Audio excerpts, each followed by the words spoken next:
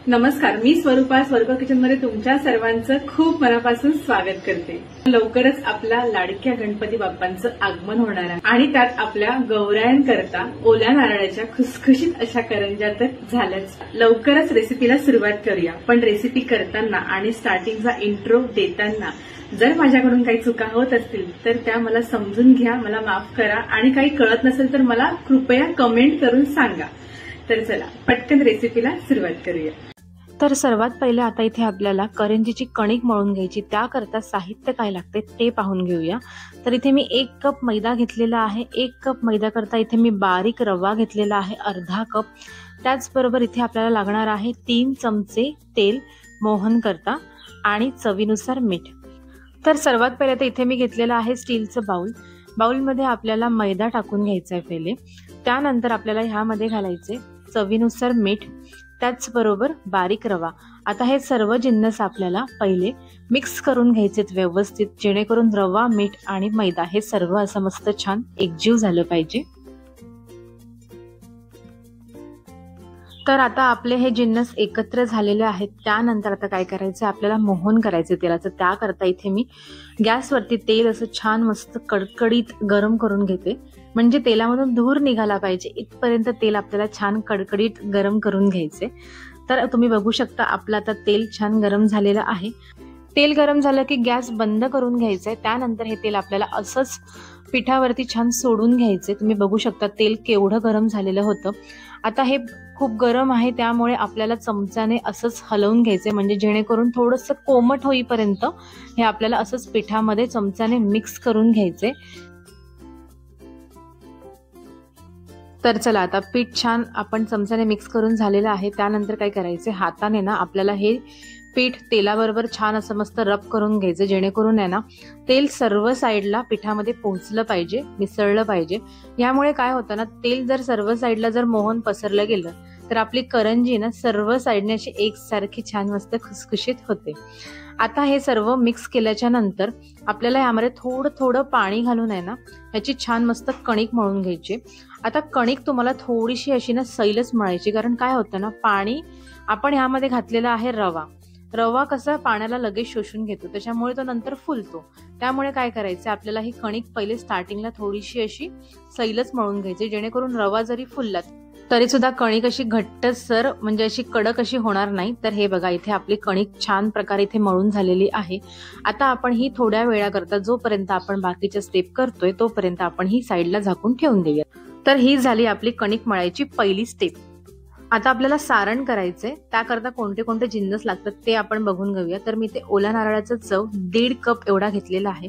तुम्ही ह्यावरचे जे साल असते ना ती सुद्धा काढू शकता, पण मी ती सुद्धा घेतलेली आहे। त्याचबरोबर वेलची पावडर, थोडेसे काजू बदामाचे काप आणि इथे ना मी पाऊण कप एवढा गूळ घेतलेला आहे। आता सारण करायला इथे आपल्याला 1 चमचा साजूक तूप लागणार आहे। त्याचबरोबर इथे मी घेतलेला आहे 2 चमचे कॉर्नफ्लोअर, तुम्ही ह्या जागी तांदळाचं पीठ सुद्धा घेऊ शकता, आणि ह्याला 2 चमचे साजूक तूप, जेणेकरून आपला इथे साठा तयार होणार आहे।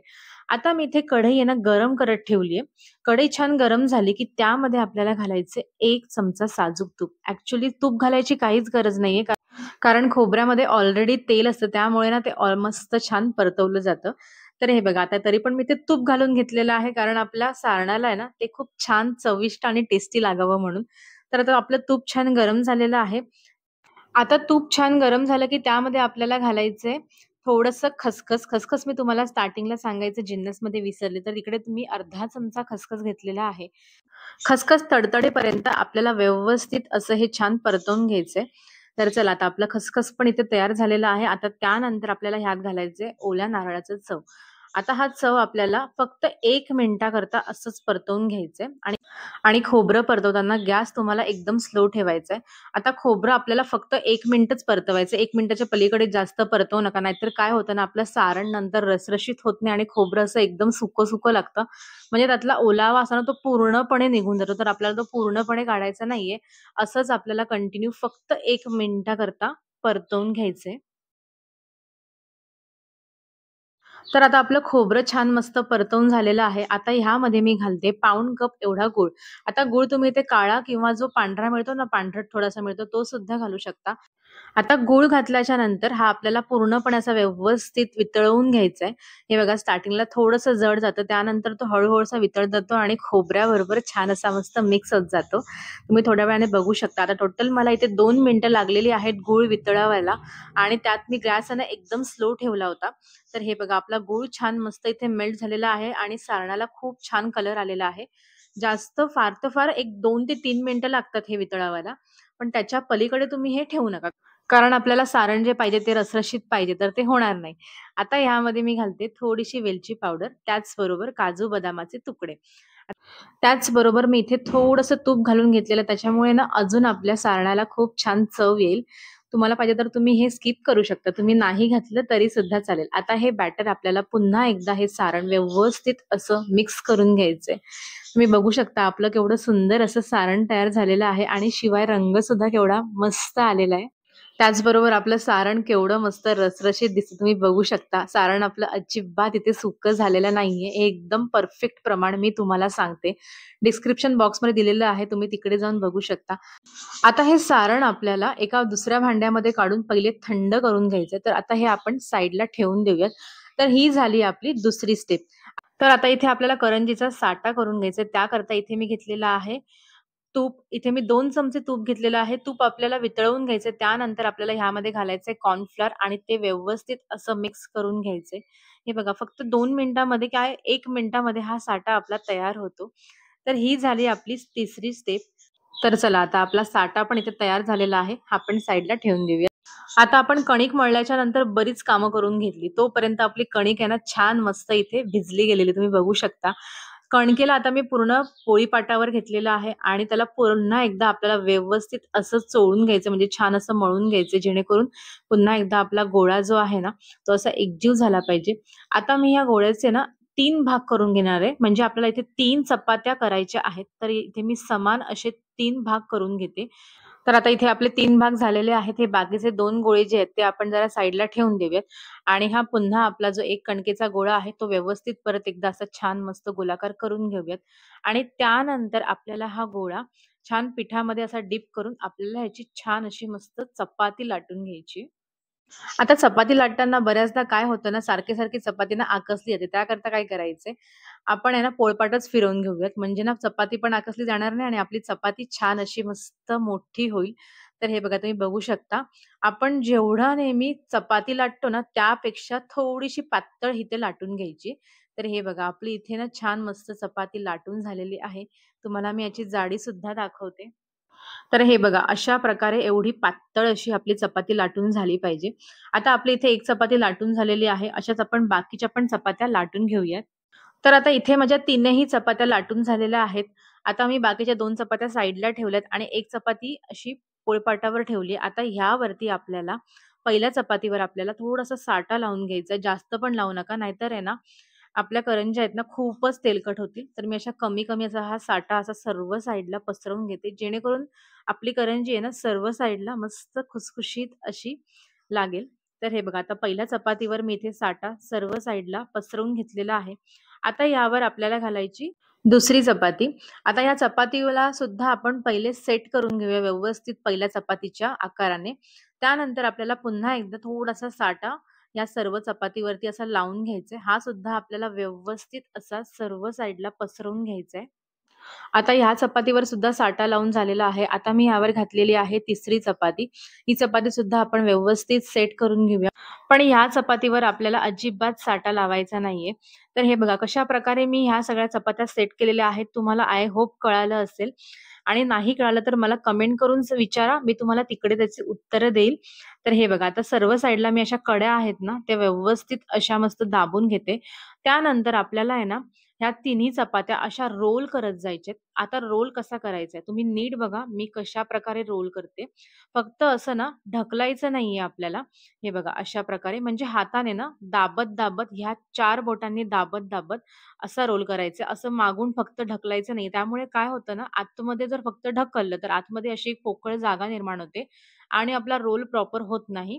तर हे बघा अशा प्रकारे मी ते दाबून-दाबून हा असा प्रॉपर रोल करून घेतलेला आहे आणि त्यानंतर हा रोल आहे ना, आपल्याला असा व्यवस्थित परत एकदा सर्व साइडने असा लांब करून घ्यायचा आहे आणि दाबून घ्यायचा तुम्ही बघू शकता मी कसं करते.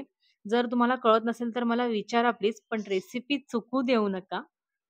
तर हे बघा अशा प्रकारे आता मी इथे आहे ना व्यवस्थित असा हा रोल करून घेतलेला आहे. त्यानंतर आपल्याला जेवढ्या पाहिजे त्या प्रकारे तुम्ही इथे पाऱ्या करून घेऊ शकता. तर हे बघा मला जेवढं पाहिजे त्या प्रकारे मी इथे पाऱ्या करून घेते. आता या पाऱ्या ना साधारण 1-1 इंच एवढ्या मी सर्व करून घेतलेल्या आहेत. तुम्हाला तुमच्या आवडीनुसार तुम्ही ह्या पाऱ्या करू शकता. आता याच्या आपल्याला छान अशा मस्त लाट्या करून घ्यायच्या. त्याप्रकारे हे बघा, आता मी अशा प्रकारे दाबते. तर हे असं आपल्याला वरतून थोडंसं प्रेस करून घ्यायचंय. तुम्हाला मी परत एकदा ना दाखवते पारी अशी प्रेस करून. हे बघा अशा साईडला ना कडा दिसतात. तर हे बघा मी दुसरी पारी आता मी तुम्हाला दाखवते. अशी ही पारी ना हातावर घ्यायची आणि ही साईड नाही घ्यायची. ही साईड वरतून आहे ना अशी साईडने अशी तळ हाताने अशी तिरकस अशी प्रेस करायची. जेणेकरून आहे ना जेव्हा आपण चपाती लाटू ना, तेव्हा अजिबात ती फाटणार नाही, तुटणार नाही. तर अशा प्रकारे आता मी सर्व पाऱ्या करून घेते. तर ही झाली आपली चौथी स्टेप आणि पाऱ्या केल्याच्या नंतर त्या तुम्ही एका वाटीमध्ये झाकून ठेवा. जेणेकरून आहे ना, अजिबात त्या सुकणार नाही आणि त्या अशा कोरड्या-कोरड्या लागणार नाही. तर हे बघा आता आपल्या पाऱ्या इथे तयार झालेल्या आहेत. आता मी इथे एक पारी घेतलेली आहे. आता ती पारी आपल्याला अशी ना थोडीशी लांबट अशी मस्त लाटून घ्यायची. जेणेकरून आहे ना, त्यामध्ये करंजीचं सारण भरता येईल आपल्याला. तर आता इथे ना मी लांबट अशी मस्त छान लाटीना मस्त पारी लाटून घेतलेली आहे. आता ह्यावरती आपल्याला घालायचे थोडंसं सारण. सारण थोडंसं जास्तच घाला जेणेकरून आहे ना आतमध्ये करंजी खायला खूप छान लागेल. आता हे सारण घातल्याच्या नंतर सारण आपल्याला भरताना असं थोडंसं मधोमध भरायचंय. त्यानंतर ही अशी एक साइड उचलून आहे ना दुसऱ्या साइडने असं बोटाने आतमध्ये सारण ढकलत आहे ना आपल्याला ही एक साइड अशी मस्त छान दाबून घ्यायची. आणि हे बघा पोटाला जास्त दाब देऊ नका नाहीतर आपली करंजी आहे ना फुटू शकते तेलामध्ये. तर मी अशी करंजी थोडीशी फिरवून घेतलेली आहे आणि त्यानंतर व्यवस्थित असं त्याला दाबून घेतलेलं आहे. आणि ह्या कडा आहेत ना एकदम पोटापासून कट करू नका. थोडीशी जागा ठेवा नाहीतर करंजी तेलामध्ये फुटू शकते. तर हे बघा अशा प्रकारे आता हे एक्स्ट्रा जे आहे ना ते मी इथे काढून घेतलेलं आहे आणि आपण ही करंजी उचलून घेऊया. त्यानंतर पुन्हा एकदा हे आपल्याला हाताने असं चिमटीने छान मस्त दाबून घ्यायचे जेणेकरून आपली करंजी ना तेलामध्ये फुटायची शक्यताच उरत नाही. तर हे बघा अशा प्रकारे इथे आपली करंजी तयार झालेली आहे. तुम्ही इथे करंजी कटरने सुद्धा करू शकता, पण ज्यांच्याकडे करंजी कटर नसेल तर तुम्ही इथे पिझ्झा कटर किंवा सुरीने सुद्धा करंज्या करून घेऊ शकता. तर हे बघा आपल्या सर्व करंज्या इथे तयार झालेल्या आहेत. थोड्याशा मी लहान मोठ्या आकारामध्ये केलेल्या आहेत. नंतर आमच्याकडे लहान मुलं पण आहेत, मोठी पण आहेत त्यामुळे.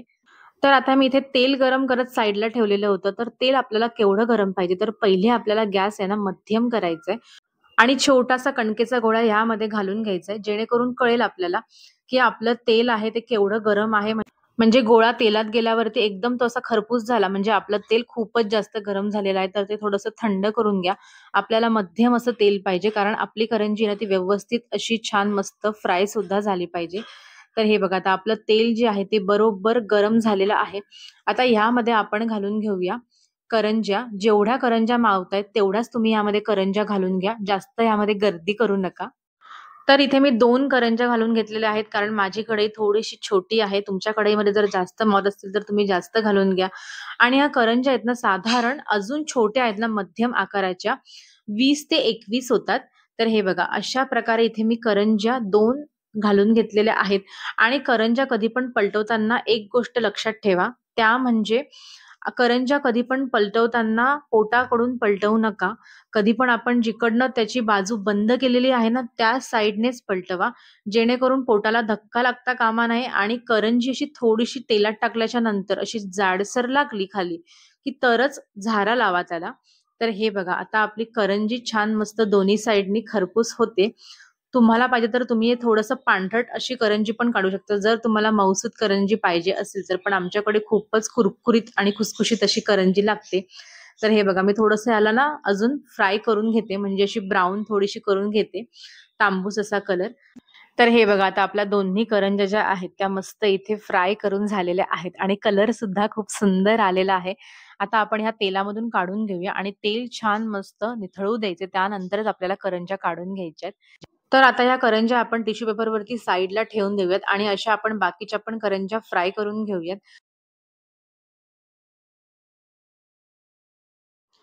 तर हे बघा सर्व करंज्या आता इथे तळून झालेल्या आहेत आणि त्या केवढ्या सुंदर दिसत आहेत तुम्ही बघू शकता.